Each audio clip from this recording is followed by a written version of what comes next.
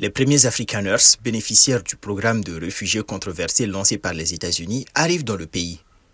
49 Sud-Africains blancs, parmi lesquels des familles avec de jeunes enfants, sont arrivés à l'aéroport international de Dulles, près de Washington, ce lundi, après une escale à Dakar, au Sénégal.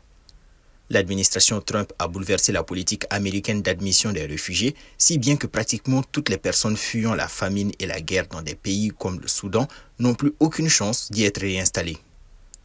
Elle a toutefois fait une exception pour les Afrikaners, une minorité ethnique blanche qui a créé et mis en œuvre le système brutal de l'apartheid en Afrique du Sud, qui a duré de la fin des années 1940 jusqu'au début des années 1990.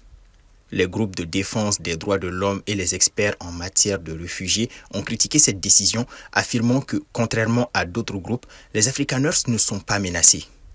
Donald Trump affirme qu'ils sont victimes de discrimination raciale de la part du gouvernement sud-africain. Le lundi, le ministre des Affaires étrangères sud-africain a fortement critiqué en conférence de presse les affirmations de Donald Trump, assurant que les Sud-Africains choisis par le président américain ne peuvent fournir aucune preuve de persécution, car il n'existe aucune forme de persécution à l'encontre des Sud-Africains blancs ou des Afrikaners en raison de leur couleur de peau en Sud-Afrique. Pour l'instant, aucun autre vol de réfugiés sud-africains blancs désireux de rejoindre les États-Unis n'a été annoncé.